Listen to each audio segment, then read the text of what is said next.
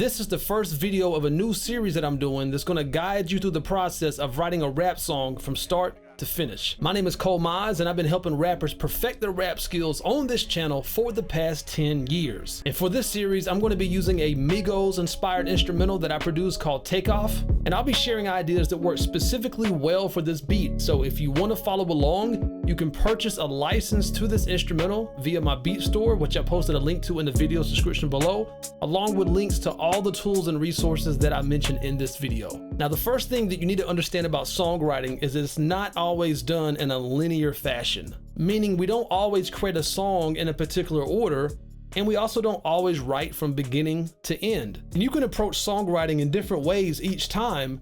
As long as you understand the process and the techniques, you can finish a song regardless of how you started it. So while I do have my own preferred workflow for songwriting, which I will be sharing with you in this series, I still sometimes approach it in different ways. You see, I like to think of songwriting as if it were a fire. Every roaring fire started with just some tiny sparks. And in the beginning of writing a song, you're simply capturing these sparks. And these sparks are your ideas, and they are going to build into something much greater than you probably ever anticipated. And as you get more experience, you will start to trust the creative process. When you show up to create something, you don't typically know the correct route to the finish line. The creative process is iterative, meaning it's done step by step over time. For every 5 ideas that you may think of, you may only keep 1. And for every idea that you eliminate, you make room for better ideas to come through. And the songwriting process begins with capturing ideas. This could be a concept, a premise, a scenario, a memory, an object,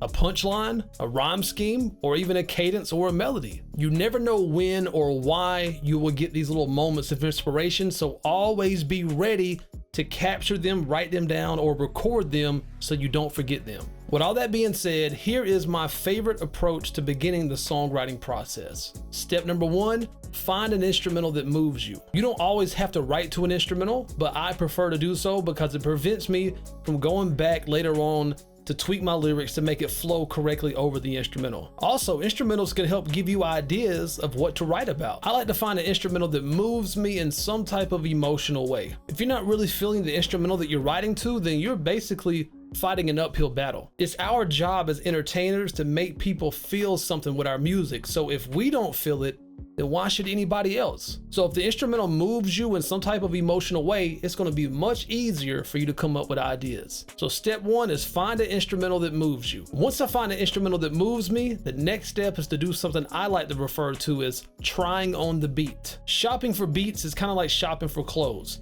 Just because something looks dope on the rack doesn't mean it's going to look dope on you. So I like to try on the beat by scatting to it. While I'm scatting, I'm getting a sense of the tempo and the groove of the instrumental, and I'm auditioning different cadences, and I'm also playing around with the tone of my voice, and I'm typically rapping in different tones to see which tone seems to fit the instrumental the best. The instrumental will already be putting off some type of vibe and emotion, and I'm simply playing with matching that emotion with my voice. And don't forget, if you get some cool ideas while you're trying on the beat, go ahead and record them. Get those ideas down so you don't forget them. And if everything is feeling good to me, I will commit to using this beat to write my new song. And step 3 is creating our songwriting session. The next thing I do is import my instrumental into a DAW, also known as a digital audio workstation. A DAW is simply software that allows us to work on music. I like using a DAW for songwriting because it allows me to loop specific sections of the song I'm working on, and I can easily record all of my ideas as I get them. So I'm typically writing and recording my ideas pretty much at the same time. If you don't already have a DAW, my current favorite one for computers is Reaper. And if all you have is a phone or a tablet, I recommend BandLab. And if you're not using BandLab, then before you import your instrumental into the DAW, you need to figure out what the key and the tempo of the instrumental is. One of my favorite free tools for doing this is tunebat.com's analyzer. And you need these 2 pieces of information for the following reasons. Your DAW needs to know the tempo of the instrumental so that it can be in sync with it. For example, if I put the wrong tempo into my DAW, I would never be able to loop a section of the instrumental perfectly because it would always be out of time.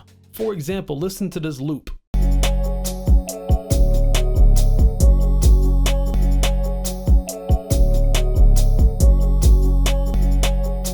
Once you know the tempo and key of the instrumental, update the tempo of your DAW accordingly and drag in the instrumental. Takeoff is 70 beats per minute, so I will update the tempo in Reaper accordingly. And I'll add the key of the instrumental to the instrumental's track name, which is G flat minor. Now we need to ensure the instrumental is aligned to the DAW's grid properly. Often there's empty space at the beginning of the instrumental, which throws it off the grid in your DAW, and here's how to fix it. Find where the snares come in within the instrumental. Snares typically land on the second and fourth beat, so they should be landing on the second and fourth beat of the grid within the DAW. You can oftentimes visually see the snares in the waveform because they create these large spikes called transients. Once you find the snares, zoom in really close to the area so that you can see if the snares are aligned to beats 2 and 4 correctly. If you have to make a timing adjustment to the instrumental, be sure to disengage the snap function, which usually looks like a magnet, so that you can move freely across the grid of the DAW, and be sure to re-enable the snap function once you're done. To ensure that you've done everything correctly, engage the metronome, which will make a sound on every beat. Loop a bar or two, and if you've done everything correctly, it should sound like a seamless loop now, and you should hear the snares aligning with beats 2 and 4 of the metronome.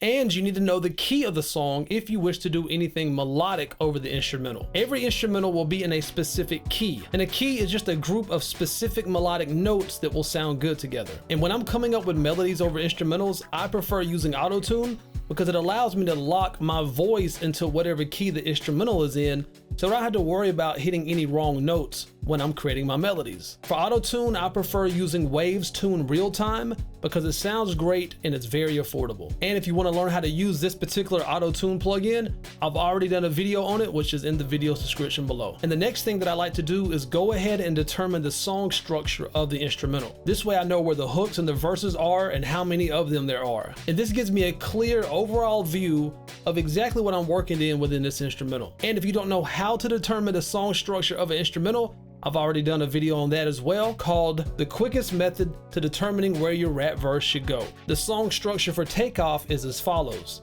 4-bar intro, 12-bar verse, 8-bar hook, 12-bar verse, 8-bar hook, 12-bar verse, 8-bar hook, and 8-bar outro. Another added benefit to having the instrumental aligned to the grid of the DAW correctly is you can rearrange the song structure of the instrumental easily. For example, if I only wanted 2 verses and 2 hooks, I could easily cut out the 3rd verse and hook and drag over the outro to come in behind the 2nd hook. This may seem kind of intimidating and tedious at first, but once you get the hang of it and do it a few times, you can do everything I just did like within 2 to 3 minutes. Now that all the setup is out of the way, you are now ready to start writing your song. In the next video, I'm going to be showing you how to get those creative sparks flying as you lay down the foundation for your next creation. Again, my name is ColeMize with ColeMizeStudios.com, where I strive to make you a better rapper now.